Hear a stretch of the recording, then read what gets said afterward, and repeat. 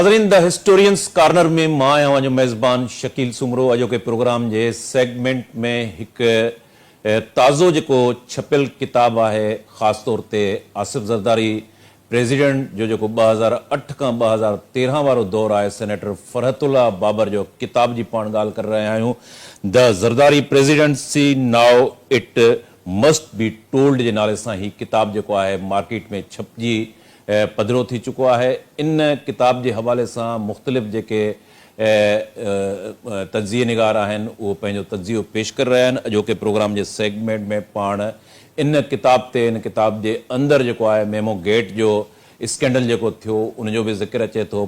इन किताब जे हवाले सां अदलिया जी जेका मूवमेंट आहे, अॻूणे चीफ जस्टिस इफ्तिखार मोहम्मद चौधरी जी बहाली, ऐं उनखां सवाइ इन में हुसैन हक़ानी जो बि ज़िक्र ईंदो, मंज़ूर एजाज़ जो बि ज़िक्र ईंदो, ऐं पाकिस्तान जी हिस्ट्री जे हवाले सां ख़ासि तौर ते जेको सिविलियन ऐं इस्टेब्लिशमेंट जो जेको कॉन्फ्लिक्ट आहे उहो बि इन किताब जे अंदरि जेको आहे उनजो असांखे ज़िक्र मिले थो। जेको प्रोग्राम में असांखे जॉइन कयो आहे सेनेटर डॉक्टर करीम ख्वाजा साहब।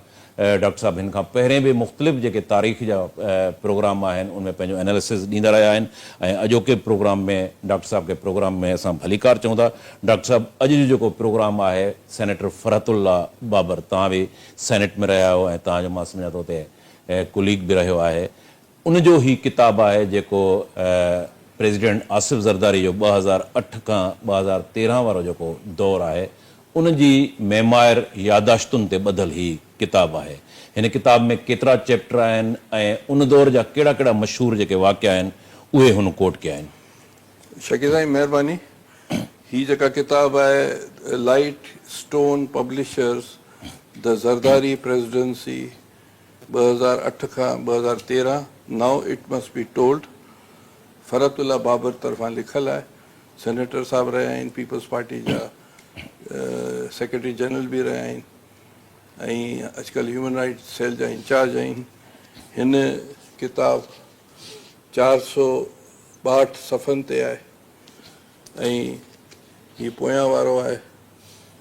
हाणे हिन में अॻियां वारे सेक्शन में जेका इम्पोर्टेंट ॻाल्हि जेका मूंखे फील थी उहो सरदार अख्तर बेंगल जो हिकिड़ो कोटेशन लिखियलु आहे, history told from the corridors with in सरदार अख्तर बेंगल। ऐं पोयां जेको आहे सो ज़रदारी साहब जे बारे में लिखियलु आहे हाफ पेज ते प्रेसिडेंट आसिफ अली ज़रदारी साहब जे लाइ।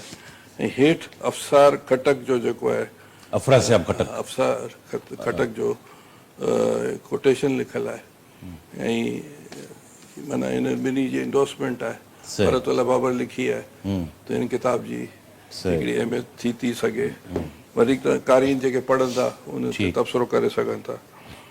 हाणे हिन किताब में टोटल आहिनि जेको आहे सो 10 सेक्शन आहिनि ऐं 622 जी किताब आहे, सॉरी 462 पेजिस जी किताब आहे। ऐं इन में फरहतुल्ला बाबर पंहिंजी फैमिली जे नाले, घरवारी, बच्चा बेनज़ीर शहीद ऐं जेको सो ॿिया जेके माण्हू आहिनि 2-3 उनजा क़रीबी जंहिंसां मुंहिंजो इंट्रैक्शन आहे उन नाले हिन किताब कई आहे।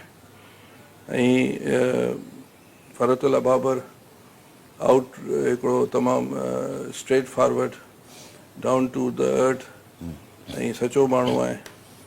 ऐं हुन जेको आहे सो पंहिंजो बेनज़ीर साहब जो रहियो आहे स्पोक्स पर्सन पंहिंजो सेकेंड हुकूमत में। फर्स्ट हुकूमत में बेनज़ीर साहब जो स्पीच राइटर रहियो आहे ऐं ह्यूमन राइट्स कमीशन जो मेंबर बि आहे ऐं उनखां पोइ life member of academy of letters जो आहे ऐं पंहिंजो हीअ सिंडिकेट जो मेंबर बि रहियो आहे, university of Peshawar Quaid Azam university ऐं Pakistan institute of development economy जी सिंडिकेट जो मेंबर रहियो आहे।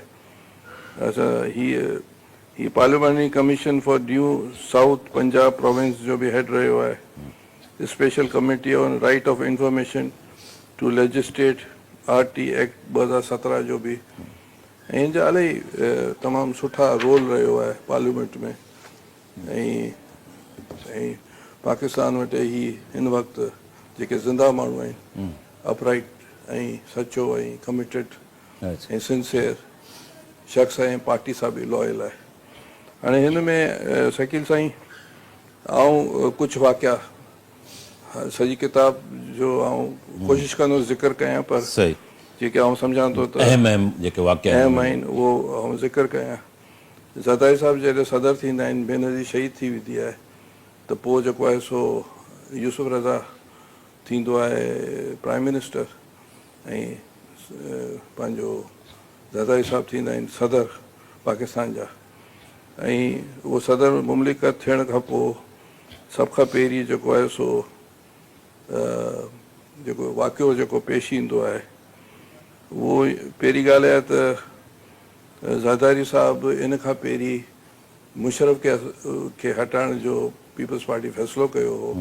नेचुरली ज़रदारी साहिबु हुनजो हेड हो पार्टी जो, हुन अमेरिका सां बि मुशावरत कई, किताब में लिखियलु आहे, सही ऐं कियानी खे बि चई असां इनखे हटायूं था, त हुन चयो त भले हटायो, पर कियानी शायदि हिकिड़े माण्हू जो नालो लिखी त उनखे तव्हां कयो। आफ्ताब शवान मीराणी जे लाइ प्रेसिडेंट। उन ते ज़रदारी साहिबु फरमायो त पार्टी फ़ैसिलो कंदी। एनी हाउ पार्टी जो फ़ैसिलो, ज़रदारी साहिबु सदर थी विया। जॾहिं हू सदर थी विया त सभिनी पार्टीज़ खे हुन पाण सां गॾु रिकन्सिलेशन करे खणी हलियो, जेको किताब में लिखियलु आहे। जेके ॻाल्हियूं आउं कयां पियो किताब जे हिसाब सां कयां थो। पोइ छा थियो जो सभ खां पहिरीं इहो थियो जो वाक़ियो जेको इम्पोर्टेंट जेको पेश अचे ज़िक्र कजे, त करण ठाकर जेको आहे सो तमामु हिकिड़ो सुठो इंडिया जो जेको जर्नलिस्ट आहे, ऐं न्यूट्रल बि आहे, ऐं तमामु नाले वारो आहे। ऑक्सफोर्डियन आहे, मां सम्झ शहीद मोहतरमा बेनज़ीर भुट्टो जो बि क्लास फेलो या उते रहियो आहे। हा, पर उहो इलाही स्ट्रेचर वारो माण्हू आहे। त ज़रदारी साहिब सां हुनजो इंटरव्यू थियो। ज़रदारी साहिबु हुन इंटरव्यू में जेको आहे सो फरमायो त जेको no first use of nuclear power, जेका हुन पंहिंजे ज़हन जे हिसाब सां, ऐं जेको सदर मुमलिकत खे उहो हक़ ॻाल्हाए सघे थो। उन वक़्तु सदर मुमलिकत खे पावर्स बि इलाही हुआ, सही अञा अरिड़हीं तरमीम न आई हुई। ऐं उन ते जेको आहे सो छा थियो जो हिते जे जेके ताक़तवर धुरनि खे एतिराज़ु हो, ऐं तव्हांजो इहो थियो जो 3-4 ॾींहंनि खां पोइ बम्बई वारो वाक़ियो थियो। अच्छा, हिन इंटरव्यू खां पोइ इंटरव्यू खे 4 ॾींहं खां पोइ ओके किताब में जेको लिखियलु आहे। अच्छा, उन खां पोइ ज़रदारी साहिब खे जेके हिते जेको सेक्शन 1 में आहे the Zardari as a person, त हुन ते मुश्किलात आयूं, केसिस थिया, हुन जेल सठी, ऐं उन खां पोइ बेनज़ीर साहिबु शहीद थी वई, ऐं पोइ जेको आहे सो उहो सदर थियो। इहो उन खां पोइ for away in the foreign policy Zardari साहिबु जेको आहे सो ज़रूरु, मुंहिंजी पंहिंजी बि हिकिड़ी सोच हुई त सभिनी सां दोस्तियूं थियनि, सॼी दुनिया जे मुल्कनि सां पाकिस्तान खे फ़ाइदो थींदो। हीअ फर्स्ट यूज़ वारी ॻाल्हि मूं तव्हां खे बताई। ॿियो जेको ईरान गैस पाइपलाइन ऐं CPCEC चाइना पाकिस्तान कॉरिडोर वारो बि ज़रदारी साहिब खे क्रेडिट विझे थो। वेंदे वेंदे हुन सही कई। ऐं Iran Pakistan proxy war in Iran जो हिते ज़िक्र आहे, त ज़रदारी साहिब जो ख़्यालु आहे त जेके किताब चए थी त हुनजो ख़्यालु हो 2015 में त जेको आहे सो ही असांखे सपोर्ट न करणु खपे हुन जी खोतीज़ जी। हू नॉन स्टेट अदाकार आहिनि, नॉन स्टेट अदाकार अगरि अची था वञनि त पोइ असांखे बि नुक़सानु थींदो मुंहिंजो पॉइंट ऑफ व्यू। पर असफंदियार वली इन चीज़ ते डिफर कयो, ऐं हुन चयो त पाकिस्तान पंहिंजी फ़ौज कोन मोकिलींदो हुनजे ख़िलाफ़ु। ऐं पोइ उहा ॻाल्हि पार्लियामेंट में बि आई, ऐं पोइ पार्लियामेंट ज़रदारी साहिब जी कोशिशि हुई त ईरान ऐं सऊदी अरेबिया पाण में ठही वञनि, हुन लाइ हुन कोशिशि बि कई, पर उन में एतिरो रिज़ल्ट्स कोन आया। पर अॻिते हली करे हाणे ॾिसो त सऊदी ऐं चाइना खे हुन इन्वॉल्व कयो त ही ठही वञनि, ऐं हाणे चाइना मीडिएटेड करायो सऊदीज़ ऐं ईरान जो कुझु महीना पहिरीं। त इन में अच्छा, हाणे जेका इम्पोर्टेंट जेका ॻाल्हि आउं तव्हांजे साम्हूं रखणुदुसि उहा आहे त मीटिंग विथ जेको बर्मा जी जेका आंग सान सूची वारो, ठीकु आहे न, उहो जेको आहे तमामु सुठो आहे। ऐं तव्हांखे मूं ख़ासि चयो त इहो आवाम खे 89 हाणे आंग सान सूची सां जेका मिलण लाइ बिलावल साहिब बि आहे, ऐं हुनजी डॉटर बि आहे, ऐं ज़रदारी साहिब बि आहे, उन स्टाफ आहे फरतुल्ला वारा बि आहिनि ऐं इहे सभु हिन जी बर्मा में मुलाक़ात थिए थी ऐं ऑन सान सूची चए थी त most difficult part is the working out reconciliation हू पंहिंजे मुल्क लाइ चए थी त जनरलनि सां डेमोक्रेसी जे लाइ रिकन्सिलेशन ॾाढी डिफिकल्ट आहे असांजा इलाही माण्हू इन स्ट्रगल में मारिया विया आहिनि हुन खां पोइ हुन ख़ुदि चए थी अंसा सूची के democracy is the best revenge त बेनज़ीर भुट्टो चयो हो इन्हनि खे चवंदी आहे ऐं उन खां पोइ जेको आहे सो चए थी त असां वटि वरी हिकिड़ी ॻाल्हि आहे त असांजे कॉन्स्टिट्यूशन में माना बर्मा जे म्यांमार जंहिंखे चऊं था उनजे कॉन्स्टिट्यूशन में मिलिट्री खे इलाही राइट्स आहिनि ऐं 25% यूनिफॉर्म जनरल्स बि वेही सघनि था पर असां मजबूरन जेको आहे सो रिकन्सिलेट कयो आहे ऐं हिन इहो चयो त जेके उते जा म्यांमार जा जेके जनरल आहिनि जेके जेनोसाइड ह्यूमन राइट्स जी ब्रीचिस कयूं उन ते मूं ख़ामोशी अख़्तियार कई जेको मूंखे नोबल प्राइज़ मिलियो माण्हू चवंदा वापसि थिए हेसि ताईं मूं जेको आहे सो रिकन्सिलेशन कयो हाणे हीउ जेको लिखे थो पंहिंजा remarks but the lesson from one's experience have escaped them all appeasement and bending over backwardness in pursuit of reconciliation do not bring democracy any closer. They must make it recede it with further away.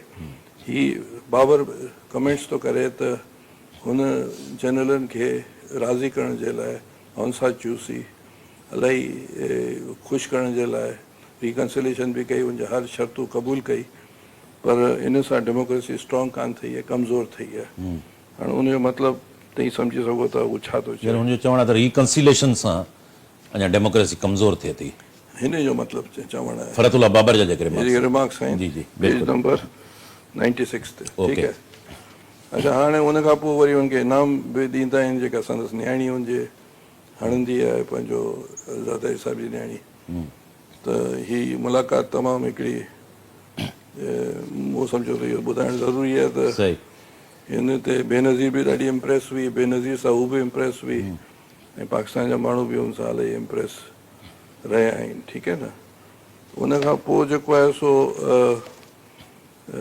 Musharraf खे जेको आहे सो हीअ impeach करण जो सोचींदा आहिनि त भई असां मुशरफ खे इम्पीच कयूं त हू बि चाहींदो आहे नवाज़ शरीफ़ हू ज़रदारी साहिब खे चवंदो त हिन सां हिसाब किताब थिए त ज़रदारी साहिबु चवंदो आहे त बाबा तूं शीअं कर पर हिनखे इम्पीच करणु पीपल्स पार्टी हिकिड़ी कमेटी ठाहींदी आहे उहा कमेटी जेका आहे सा इम्पीचमेंट कमेटी ठाहींदी आहे पोइ वरी मुशरफ खे चवंदा आहिनि त बाबा या त तूं रिज़ाइन कर या तोखे असां इम्पीच कंदासीं उहा जेका कमेटी आहे उन में मुख़्तलिफ़ अबाउट 20 ग्राउंड्स वर प्रिपेयर्ड 20 जेके पॉइंटूं हिननि ठाहियूं हुयूं त असां इम्पीच कंदासीं पीपल्स पार्टी वारनि ठीकु आहे न जंहिंमें रज़ा रबानी हो फरतुल्ला बाबर हो शहरी रहमान हुई ऐं शायदि हिकिड़ो ॿियो बि हो हुन मां हिकिड़ो जेको ग्राउंड हिननि इहो लिखियो त मुशरफ जेको सो डिसमिस कयो इलेक्टेड गवर्नमेंट खे 99 में पोइ वरी सेकेंड टाइम 2007 में कई हिकिड़ो चार्ज इहो रखियूं ॿियो चार्ज त न्यूक्लियर वेपन अंदरि प्रोलिफिकेशन जेके न्यूक्लियर वेपन जेको आहे उन जे लाइ उन्हनि एविडेंस अमेरिकन्स ॾिना जॉर्ज बुश ऐं उन इहो चयो त हिकिड़ी एडवर्टाइज़ आई हुई ऐं मुशरफ जॾहिं अमेरिका वियो त जॉर्ज बुश चयो त मुंहिंजे CI जे ऑफिसर सां मिलो ऐं मुशरफ लिखियो आहे on line of fire one of my most embarrassment movement जॾहिं CIA जे चङे मुड़ुस उनखे एविडेंस ॾिना उन एविडेंस में जॾहिं मुशरफ जे हथ में नेशनल कमांड अथॉरिटी जो चेयरमैन थी वियो टेक ओवर खां पोइ त पोइ जेको आहे सो उन में हिकिड़े अख़बार में एडवर्टाइज़ आई उन अख़बार में हिननि इहो चयो त जेके वेंडर्स आहिनि export of the bomb making of the material including enrich uranium platinum heavy water nuclear power reactor pressure vessel reactor control system and frequency changer ये एडवर्टाइज अख़बार में आई हुई सही। कि असांखे खपनि था ऐं पोइ वरी हिन में ई फाथो हिन वरी एस्केप गोट AQ खान खे कयो सही। किताब लिखे थी। अच्छा उन खां पोइ जेको बि थियो उहो तव्हांखे ख़बर आहे। उन खां पोइ जेको आहे इन लाइन ऑफ फायर आहे त मुशरफ जेको आहे सो माण्हुनि खे जेको आहे सो पाकिस्तानी जेके अरेस्ट थिया हुआ उनखे ॿधी करे अमेरिकन्स जे हवाले कई, इहो बि हिकिड़ो चार शयूं। सही। ॿियो जेको आहे सो बेनज़ीर शहीद खे शहादत में हिन जो हथु आहे। उन किताब जो रेफरेंस आहे the way of the world. Musharraf warned Benazir Bhutto in one of his taped telephonic conversation that you must understand something your security is based on the state of our relationship। जेका टेलीफोन ते मुशरफ जी बेनज़ीर भुट्टो इन जी ते इहो कन्वर्सेशन चार्ज थी, आहियूं त वो बाबा charge. ही इन्वॉल्व आहे बेनज़ीर शहादत में। ॿियो जेको आहे सो हिकिड़ी शुगर मिल आहे खोस्की शुगर मिल फौजी फाउंडेशन जी, जेका हिन पंहिंजे दोस्त खे उहो जेको बिड जेका आहे सा हेठि मथे करे उनजे हवाले कई, उहो बि हिननि इन में लिखियो। इहे सभु हिननि तयारु कया पिया। इन खां पहिरीं जॾहिं हुनखे ख़बर पई स्टील मिल जे हवाले सां हिन जेको आहे सो प्राइवेटाइज़ पे कई कराची इलेक्ट्रिक सप्लाई जी कॉर्पोरेशन 2005 में मुशरफ जेको कयो हो। इहे सभु चार्जिस हिननि स्टील मिल थी त कान सघे मगर कोशिशि कई, हिकिड़ो प्लॉट हिन वरितो पोइ सेल करे छॾियो। इहे सभु चार्जिस आहिनि जिन उन खां पहिरीं जेको आहे सो हिन रिज़ाइन करे छॾियो। अच्छा। न त हिन ते इम्पीचमेंट जे लाइ ही हिननि चार्जिस चार्जिस ठाहिया जेके हिन ते इहे ई ज़िक्र आहिनि। ठीकु आहे न। पोइ ज़रदारी साहिबु उन खां पोइ सदर थी विया ऐं पोइ जेको आहे सो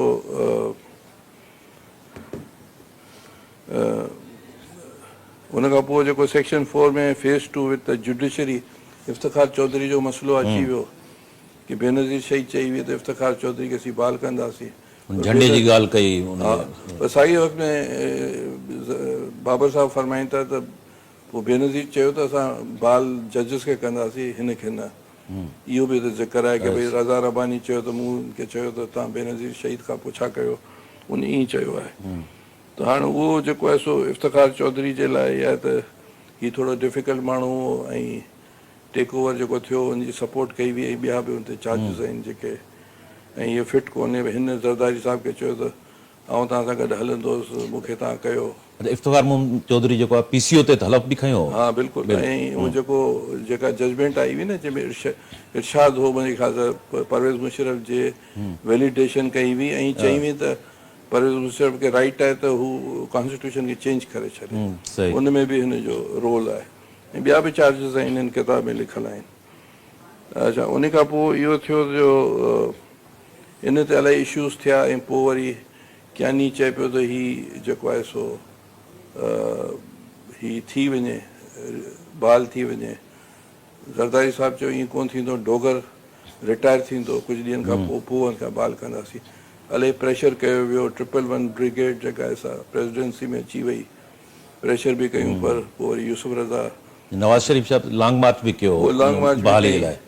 ऐं इहे सभु चीज़ूं हिन में ज़िक्र आहिनि जेके अख़बारात में बि अची चुका आहिनि। बहरहाल पोइ जेको आहे सो हीअ आहे ज़रदारी आहिनि असामा बिन लैडन।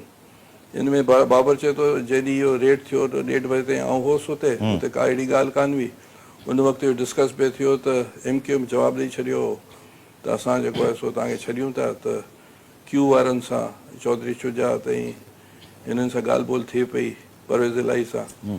जीअं आउं वियो हलियोसि पोइ मूंखे टेलीफोन आयो त तव्हां अचो शाम जो सुबुह जो 6 बजे मूंखे मज़र अब्बास टेलीफोन कयो 6 बजे त जीअं आउं वञा पियो मूंखे ख़बर कान हुई। पोइ ख़बर पई त राति जो रेड थियो ऐं उहो रेड जेका आहे सा कंहिंखे बि ख़बर कान हुई, जंहिंमें हुनखे असामा खे हुननि मारियो एबटाबाद में ऐं हुन खां खणी विया जी ऐं हिकिड़ो हेलीकॉप्टर क्रैश थियो। चई त इन में हिकिड़ो चांस हो त हीअ जेका आहे सा नाइली हुई एजेंसीज़ जी बि ऐं आर्मी चीफ जी। अगरि हुन वक़्तु हुनखे सैक करे छॾींदा या कमीशन ठाहींदा त बहितर आहे। इन्हनि जो ही कोन कयो, हुनजो चवणु आहे बाबर साहिब जो। पर बहरहाल हिते त तव्हां ख़बर आहे त एॾी सवली ॻाल्हियूं कोन्हनि।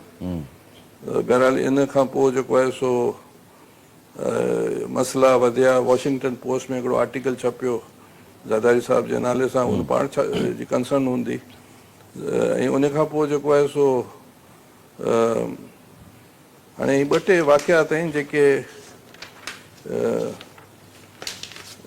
जीअं हा इहो इम्पोर्टेंट ॻाल्हि इहा आहे त हिन खां पहिरीं रेमंड डेविस जो जेको इशू थो थिए जनवरी 27, 2011 में जी इहो जेको CIA जो हूंदो आहे या अमेरिकन एम्बेसी जो हूंदो आहे माण्हू जेके ॿ माण्हू मारिजी वेंदा आहिनि पाकिस्तानी उन ते वॾो झगड़ो थींदो आहे जेको शामत कुरैशी जेको आहे सो in the mean time Zardari साहिबु कैबिनेट चेंज पियो करे ऐं शामत पोइ छॾे वेंदो आहे हालांकि ज़रदारी साहिबु या ऐं यूसुफ रज़ा वारा चाहींदा आहिनि की वाटर जी वज़ारत ॾियूं एनी हाउ ऐं ज़रदारी साहिबु चवंदो आहे त हीउ सॼो कुझु छा पियो थिए मूंखे ख़बर आहे अच्छा उन खां पोइ इहो ओसामा बिन लैडन वारो जेको मसइलो जेको आहे इहो सॉवरेंटी मुतासिस थींदी आहे हाणे उन खां पोइ ऑल ऑफ सडन जेको आहे मेमो गेट अची वेंदो आहे मेमो गेट में इल्ज़ाम इनडायरेक्टली इहो मेमो गेट ज़रदारी साहिबु हिन किताब में फरतुल्लाह साहिबु लिखिया आहिनि त हिकिड़े तरह सां ज़रदारी साहिब खे फासाइण जे लाइ हिकिड़ी साज़िश कई वई हुई जंहिंमें नवाज़ शरीफ़ बि वञी करे कारो कोट खणी करे पुॼी वियो जंहिंमें कियानी ऐं पाशा शुजा पाशा इहे सभु हुन सां गॾु हुआ ऐं मंसूर एजाज़ जेको आहे सो हिकिड़ो मेमो ठाही जंहिंमें हुसैन हक़ानी खे शामिलु कयो वियो त हिकिड़ी डिबेट इहा आहे त इहे त डायरेक्ट ॻाल्हाए सघनि पिया न उहो छो भला ओबामा खे चूं या अमेरिकन्स खे चूं त टेक ओवर थी सघे थो छा जो हिन में स्केप गोट पिया ठाहिनि सिविलियन गवर्नमेंट खे इस्टेब्लिशमेंट जहिड़े नमूने कारगिल में स्केप गोट नवाज़ शरीफ़ थियो सॼो स्टार्ट त मुशरफ कयो त अहिड़े नमूने हिते बि हीअं पिया कनि ठीकु आहे न पर बहरहाल हिन में ज़रदारी साहिबु ॾाढो जेको स्ट्रेस ऐं टेंशन में आयो ऐं कियानी वारा चवनि पिया त हिन जो इलाजु हिते थिए आर्मी जेको आहे हॉस्पिटल आहे उते थिए ज़रदारी साहिबु फरमाइनि पिया त न मूंखे मुंहिंजो जेको दुबई में थींदो पोइ बिलावल साहिबु बि इहो चाहींदो आहे दुबई में थिए यानी इहो सॼी स्टोरी हिते लिखियलु आहे ऐं इन सां इहो अंदाज़ो थिए थो त सिविलियन्स वटि केतिरा पावर आहिनि ऐं इस्टेब्लिशमेंट वटि केतिरा पावर आहिनि इन सॼी किताब में इहा चीज़ नज़र ईंदी उनमें छा ही कोशिशि कनि पिया त हुसैन हक़ानी जेको आहे उहो प्रेसिडेंट ज़रदारी सां ॿाहिरि न वञे हा उहो बि न वञे ऐं ॿियो त हू ज़रदारी साहिब खे शक हूंदो आहे अप्रूवर न थी वञे जीअं मसूद महमूद हो सही वाइदा माफ़ गवाह न थिए इन उन में पोइ वरी जेको आहे सो बिलावल साहिबु इंटरवेन कंदा आहिनि ऐं पंहिंजो यूसुफ रज़ा कंदो आहे पोइ ज़रदारी साहिब खे हुते दुबई वठी वेंदा आहिनि हुसैन हक़ानी जी घरवारी हुन सां गॾु वेंदी आहे हुसैन हक़ानी बि वेंदो आहे न हू हिते ई प्राइम मिनिस्टर हाउस में यूसुफ रज़ा वटि रहंदो आहे सही पर इन इहो हिकिड़ो हिन में हीउ बि ज़िक्र आहे त उहो त जेको हेलीकॉप्टर में वेठा आहिनि त लोडेड हिकिड़ो पिस्टल जेको आहे ज़रदारी साहिब वटि ज़िक्र आहे अच्छा त ज़रदारी साहिबु तमामु जज़्बाती थी विया हुआ हुन चयो त हिन खे बि आउं वठी वेंदुसि पोइ इलाही सम्झाईंदा आहिनि संदसि डॉक्टर आसिम जो बि राब्तो थिए थो आसिम बि कराची में इलाजु कराए आसिम चवंदो त हिते इलाजु करायो कराची में इन खां पोइ at the end of the day Zardari साहिबु दुबई वेंदा आहिनि उहो फरहानाज़ इस्वानी खे वठी करे हीउ जेको प्राइम मिनिस्टर हाउस में हूंदो आहे ऐं मेमो गेट वारो जेको आहे सो अॻिते हली करे इहो मसइलो टरंदो आहे ऐं इहो हीउ चए थो त हिकिड़े तरह सां कियानी ऐं जेको आहे सो शुजा पाशा ज़रदारी साहिब ते इहो सुसाइडल हमिलो हिन कयो अकॉर्डिंग टू फरतुल्लाह बाबर जेको किताब में लिखे थो एनी हाउ हिन में वरी इफ़्तिखार चौधरी वारा बि इंटरवेन कंदा आहिनि ऐं इहो घटि कोन कंदा आहिनि इफ़्तिखार चौधरी इन अरसे में किताब में लिखियलु आहे त IGs खे घुराईंदो आहे मुख़्तलिफ़ इशूज़ में ट्रांसफर पोस्टिंग में माना स्टेट खे जेको फेल करण जी कोशिशि कंदो आहे इन अरसे में गिलानी साहिब जी हिकिड़ी स्पीच बि मशहूरु आहे जॾहिं असामा जो इशू थिए थो त बाबा हीअ चवनि था त असां उन्हनि खे रेमंड डेविस खे ॾिनोसीं असां वीज़ास ॾिना पोइ हिन खे कंहिं वीज़ा ॾिना जेको एबटाबाद में आर्मी जे कोर्टयार्ड में रहियल हो 66 सालनि खां बहरहाल इहे सभु चीज़ूं हुन पार्लियामेंट में ॻाल्हायूं हुयूं जेका अख़बारनि में बि छपी चुको आहे तारीख़ जो हिसो बि आहे त गिलानी साहिब जो चवणु इहो त माना ही कृपल था कनि इस्टेब्लिशमेंट इन अरसे में जेको आहे सो 18 अमेंडमेंट पोइ अचे थी उहो पास थी थिए प्रेसिडेंट पंहिंजा पावर्स बि ॾींदो आहे ऐं पोइ जेको आहे सो इन इशू खां पोइ मेमोगेट खां पोइ ई सेक्शन 8 में इहे सभु जेको आउं सभु कवर कंदो पियो अचां। जी बिल्कुलु। अच्छा, हाणे हिन में थिए थो फाटा रिफॉर्म्स। ज़रदारी साहिबु हिकिड़ी प्रेसिडेंसी में कंदो आहे कि फाटा रिफॉर्म्स कया 2009 में।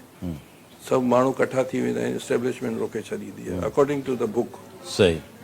ऐं उन खां पोइ जेको आहे फाटा रिफॉर्म्स लेटर ऑन थींदा आहिनि, पर फाटा रिफॉर्म्स ईअं आहिनि जीअं ॻोठ वारो बे आहे, उहो फाटा ईअं आहे पाकिस्तान जे लाइ अकॉर्डिंग टू दिस कि भई उहो सूबे में ज़म बि थींदा आहिनि पर अञा ताईं मिलिट्री एस्टेब्लिशमेंट जो इन्फ्लुएंस आहे हुते। ऐं हुते ॿियो वरी बाप पार्टी की ठहंदी आहे, उहो बि ज़िक्र आहे। उनजो ज़िक्र आहे। संजराणी कीअं थींदो आहे, बिलावल चाहींदो आहे त रज़ा रबानी थिए, ऐं उन में सभिनी खे शिकस्त इन करे ईंदी आहे जो डीप स्टेट उन पासे हूंदी आहे। ऐं इन अरसे में सनावाला ज़हरी जी हुकूमत ख़तमु थी वेंदी आहे। ऐं इहे सभु चीज़ूं आहिनि। ऐं उन में इहो सभु इहो लिखियलु आहे त कहिड़े नमूने ज़रदारी साहिबु हिन सॼे जेके 2008 खां 13 ताईं कहिड़े नमूने ही प्रॉब्लम्स थिया हुआ सिविलियन हुकूमत जे लाइ, पीपल्स पार्टी जे लाइ, यूसुफ रज़ा जे लाइ। ऐं उन खां पोइ उन सर्वाइव करे नवाज़ शरीफ वारा आया, उनखां उन कसम खयो। ऐं इहो जेको आहे सो इलाही डिफिकल्ट फेज़ हो जंहिंमें ही सभु इश्यूज़ जो ज़िक्र थो करे, ऐं इलाही कामयाबी बि थियूं। ऐं जीअं 18 अमेंडमेंट आई, ऐं ख़ैबर पश्तूनख्वा जो जेको डॉक्टर साहब मेमो गेट स्कैंडल थियो पोइ उहो कीअं उन मां ॿाहिरि कीअं आया, डायलॉग थियो, उन खां पोइ इहो जेको आहे अमेरिकन्स ख़ुदि चयो त इहो जेको आहे सो हिन में को वज़न कान्हे, अमेरिका जो ऑफिसर हो हेड, ऐं हिन में को साइन वाइन थियल कोन्हे। अहिड़े नमूने उहा ॻाल्हि ख़तमु थी वई। ऐं पंहिंजो हिकिड़े तरह सां इहो स्केप गोट ठाहिणो हो असामा बिन लैडन वारो एपिसोड खे, सिविलियन ते इल्ज़ाम हणणो हो, हिन जो इहो ख़्यालु आहे। ऐं नज़र बि ईअं अचे थो त उहो चीज़ूं ख़तमु थी वई। पर इहो आहे त ख़ैबर पश्तूनख्वा जो नालो हुन जेको यूनाइटेड नेशन जी स्पीच में प्रेसिडेंट ज़रदारी ख़ैबर पश्तूनख्वा जो नालो वठंदो आहे। पोइ 18 अमेंडमेंट में असफंदियार चाहींदो आहे त थिए, पोइ ही पीपल्स पार्टी सपोर्ट कंदी आहे। ऐं पीपल्स पार्टी अक्सरियत हूंदी आहे, पर पोइ बि ANP खे उहो हुकूमत ठाहिणु ॾींदा आहिनि सो दैट के जेको एक्सट्रीमिस्ट जेके एलिमेंट्स आहिनि, फंडामेंटलिस्ट आहिनि, उनजो मुक़ाबिलो नेशनलिस्ट पार्टीज़ कनि ऐं उनजी कुर्बानियूं आहिनि। सो इहो बि हिते ज़िक्र फ़रतुल्ला करे थो। ऐं विकीलीक्स में हिकिड़े हंधि लिखियलु आहे, विकीलीक्स जॾहिं डिक्लेयर थी हुई, उन में किंग अब्दुल्ला उहो ज़रदारी साहिब जे ख़िलाफ़ु कुझु जुमिला चवंदो, पर ज़रदारी साहिबु दरगुज़र कंदो आहे, चवंदो का अहिड़ी ॻाल्हि कान्हे, हीअ बुज़ुर्ग माण्हू आहे, ओके। त इहे बि हिते इन जो बि ज़िक्र आहे।